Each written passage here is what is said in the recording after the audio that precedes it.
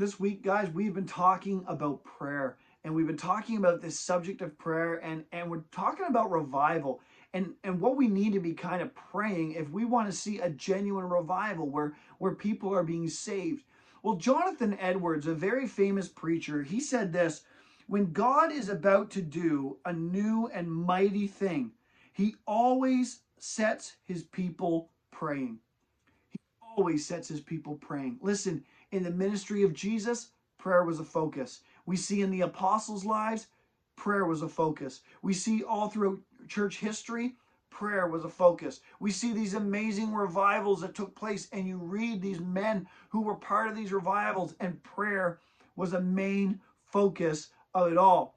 And see, the kind of prayers that we need to be praying is we need to pray for the will of God. We need to pray that God's will would be done in our communities, that God's will would be done in our nation, that his will would be accomplished. We need to be praying for the church. We need to be praying for the body of believers. Instead of fighting amongst one another, it's time that we take this seriously, that Christ's return is upon us, and we need to start praying that God would strengthen his church, that he would enlighten his church, that he would draw people to his church, to his body. We also need to start praying for the lost.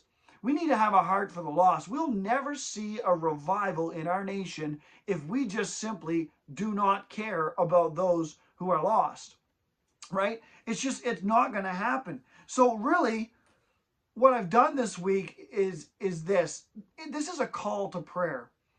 If you're new to the faith and you're just setting out into this new journey, listen, start it right. Prayer. Prayer is the key. If you want to live for the Lord and you want to be used by God to do amazing things for him, prayer is the key. If you've been in church for years and you're tired of where the church is going and you're concerned about where the church is going, prayer is the key.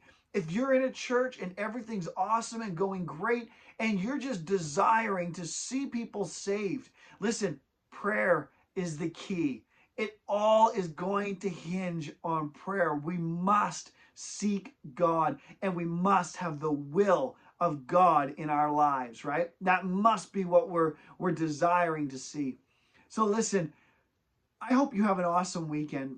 And I hope that these devotions this week has encouraged you and kind of prompted you to build on your prayer life.